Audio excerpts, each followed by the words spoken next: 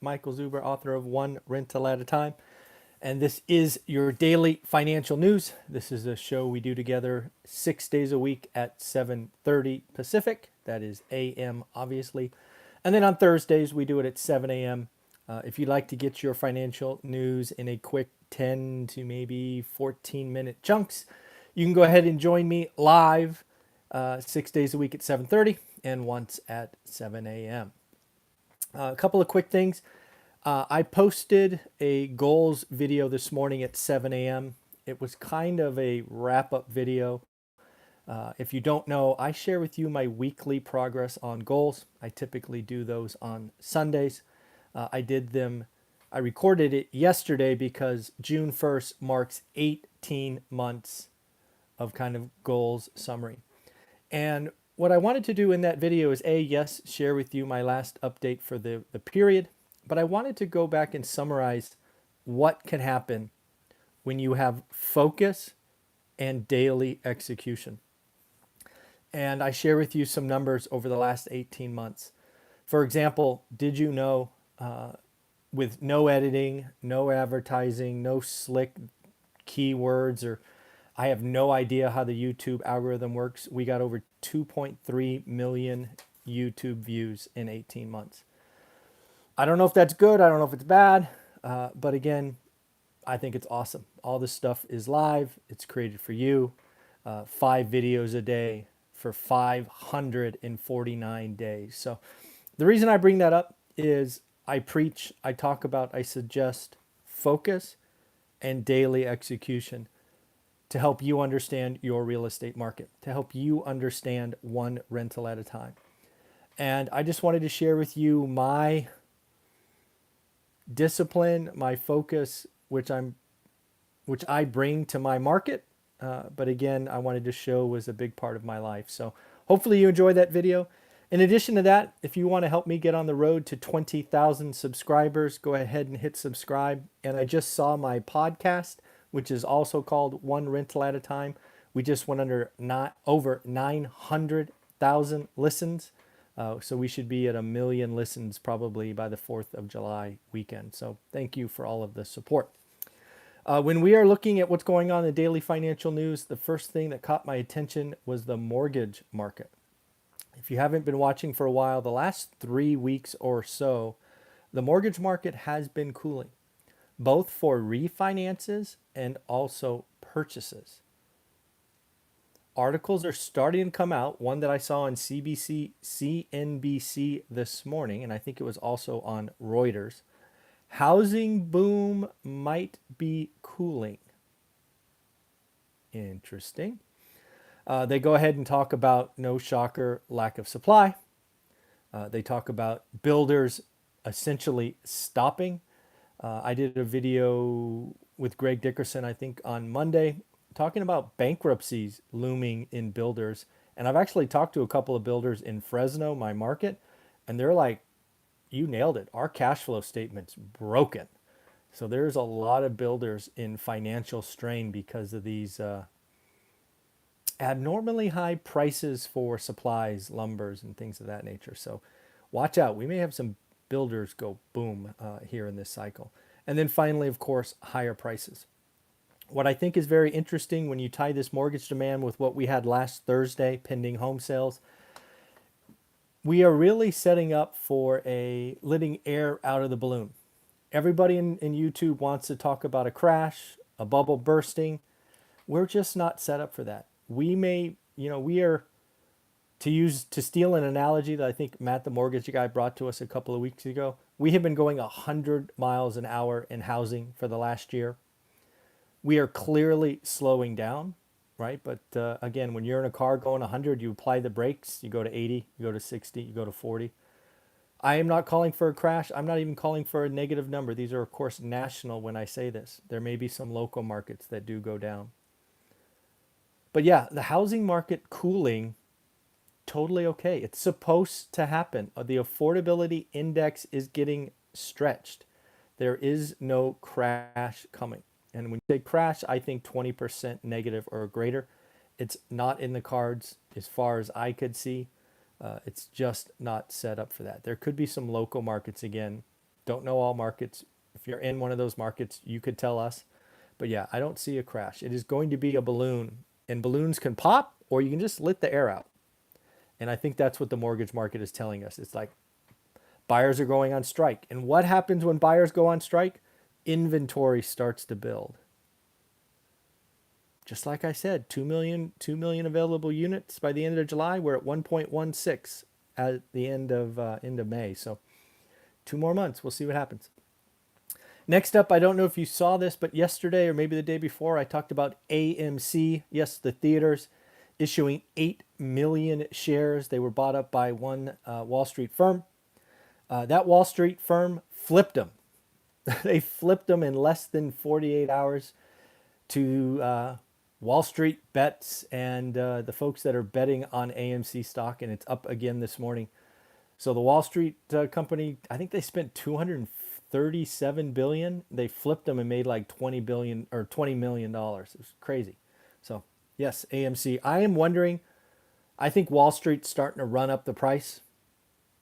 We're going to see when Wall Street lets go, and we'll see what happens then. We had a couple of earnings coming out. We talked about them. We had another retailer, Land's End. Don't really know them. But again, retailer, they're a mall-based store, apparently. They beat top and bottom. What I found interesting is they had a surprise profit. You're supposed to be in the business of making a profit. But yes, they actually took time out to call that they had a surprise profit. Something like 26 cents a share when they were expected to lose 5 cents a share. Something like that. So again, beat top and bottom, surprise profit. Advanced Auto Parts, as expected, as shared over the weekend, beat top and bottom. Same store sales still up big, 24.7%. Zoom Video beat top and bottom, gave good guidance, but they are starting to point at tough compares, right? Zoom Video is going to have some tough compares coming up. Then Taiwan Semiconductor. They have broken ground in Phoenix, or in Arizona, I should say. I do not know if it's Phoenix, but they have started construction of a new chip fab in Arizona with chips looking to be developed or created or stamped or whatever they're done by 2024. So yes, we are bringing some manufacturing home.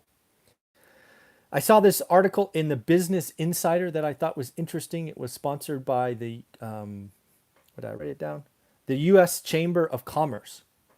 We'll see what they have to say. But apparently they are highlighting that there are more job openings than there are available adults in a couple of areas.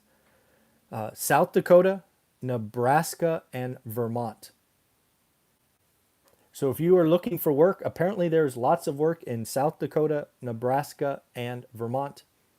They did highlight that nationally speaking, there are 1.6 openings available for every person looking for work. So nationally speaking, plenty of workers for the jobs available. But if you ever wanted to live in South Dakota, Nebraska, or Vermont, now might be a good time. They have a lot of job openings. Again, according to the U.S. Chamber of Commerce. No idea if it's true. I saw a report from a worldwide economic forum, and this really goes back to my belief that we're going to have several years as different areas of the world come out of this crisis. It's called the Organization of Economic Cooperation. Never heard of it. But they're talking about worldwide inflation running hot. Worldwide inflation running currently at 2.4%. Right? And they like to talk about something sub 2%. We're going to have different parts of the world come out of this. I think it's going to keep the inflation, it's going to keep the demand on it. So we will see as the supply chains work out, as freight gets hopefully cheaper, what happens. But I thought that was interesting. We already have UBS and BlackRock talking about Europe, right? Europe, many parts of Europe has been suffering. They have been on some pretty strict lockdowns, but they are talking about 700 billion euros ready for revenge spending. Yes, remember, God, was it 15 months ago? We talked about China and revenge spending by their consumers, and we were like, I wonder if that's going to become a thing. Yes, it looks like it is. The U.S., not to be outdone, has $2.6 trillion in excess savings. That equates to 12% of GDP, just in case you were counting. I think it will be interesting. Did this crisis change consumer behavior? And maybe we're going to save more? So maybe that, what is it, 2.6 trillion is not going to be spent? Maybe half, maybe a quarter? We shall see. I think a lot of people realize the importance of an emergency fund, and probably a lot of people realize, you know what, we might want a bigger emergency fund. So we shall see. But yes, BlackRock and UBS are calling for North America and Europe to consumers to do what we do. I don't know if you saw this, but I got a couple of comments on my videos, but it looks like there is at least a proposal to take the higher capital gains tax that we've talked about a couple of times and actually make it retroactive. One post said, and I can't validate this, didn't bother, but he said it was being retroactive to April 28th. What did I think? And frankly, again, I think it's negotiation. Don't care. What this really means to me is I'm not selling anything. I have a video coming out, I think this morning at 8:15 of my latest project. It is early stages. Ordinarily, I might have sold this house. You will see it again, I think at 8:15. I am not. I am just going to keep it. So a little bit about the house. I think we paid 82 grand for it. We're going to put about 30 grand into it. We're going to rent it for $10.95. It's a little 2-bedroom, 1-bath house, and we will own it forever. So yeah, we are not selling anything. I am going to be increasing my depreciation. That is my goal going forward, is I want to buy millions of dollars in houses so I can increase my depreciation right off. So again, that I think is what's going to happen. The rich are going to go on strike. The rich may have been looking to sell stocks or assets that had run up. If the capital gains tax started next year, if you want to play games with us and make it expire retroactively, we just won't sell this year. So that's what I think is going to happen. And then a couple of little just tidbits. I don't know if you saw this, but it looks like Amazon Prime Day is coming up. It is now scheduled for June 21st and 22nd. Get your credit card ready. No idea how many boxes we're going to get, but it's going to be a few. And then we were at Costco yesterday, and it is true. Costco samples are back. Just a sign that we are getting back to normal. All right, folks, have a wonderful day. Help me get to 20,000. Go ahead and hit subscribe, thumbs up, all of that good stuff. We're going to on the road to 20,000. And again, 1 million listens on a podcast that I never talk about. Pretty crazy. Have a wonderful day, everyone. Good morning. Thank you for the support. Hello. Take care. Bye-bye.